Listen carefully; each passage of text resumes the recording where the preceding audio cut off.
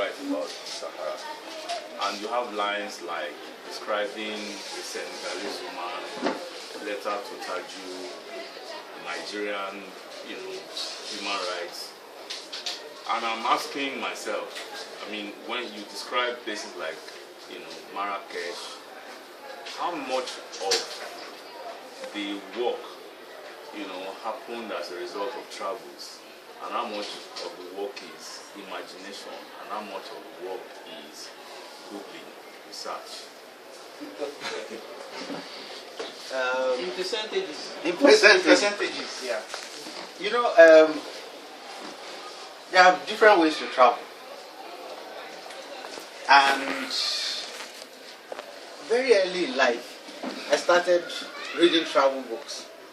And when I became serious about literature and writing, I started reading people like V.S. Naipaul, who had very vivid language with which to capture their experiences. Unfortunately, around the time I decided to really sit down and write about the Sahara, it became a very dangerous place. Even in places where you had organized governments, like Egypt, like Libya, like Tunisia, like Algeria. So I had to rely more on a library, on Ode Ofemu's library, because you couldn't find the books that dealt with these subjects in our national or state libraries.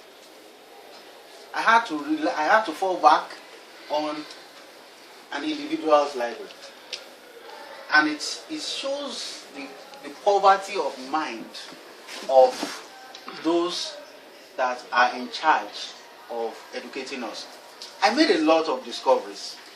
One of them is that if you get to the National Library in Abuja, you cannot find the complete works of Achebe, you cannot find the complete works of Shoyinka, you cannot find the complete works of J.P. Clark, you cannot find the complete works of Ode Ofemu, you cannot find the complete works of any writer.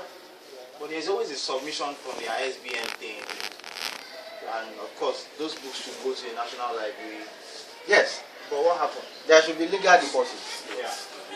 But it tells you something, that if you add all those laws and you can't still find the books, then we are not a serious people. There is not a serious class of civil servants who are dedicated to keeping these things in place. Yes. So a lot of the work, yeah, was imagination and research.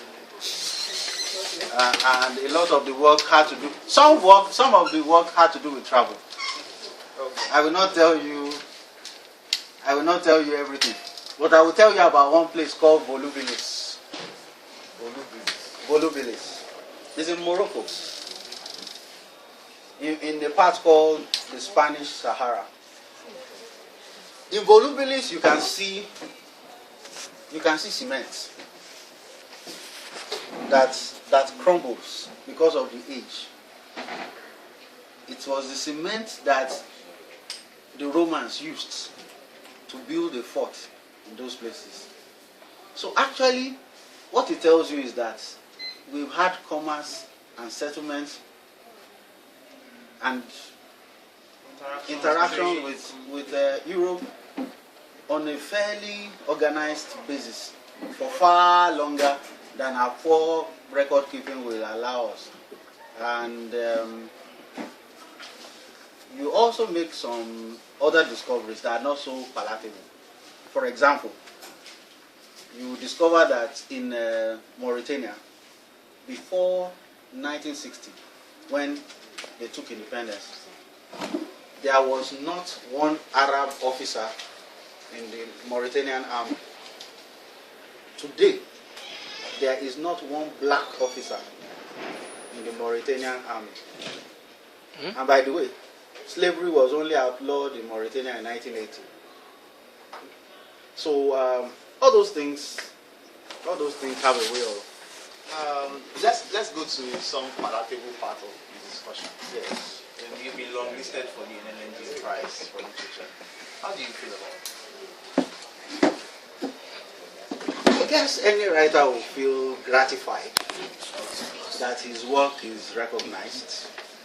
And I think that in the case of the Sahara Testaments making the long list,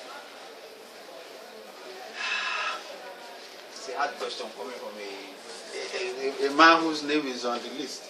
I think it's in good company. I think the book happens to be in good company. Yes. Any questions from the audience? Comments? Yeah.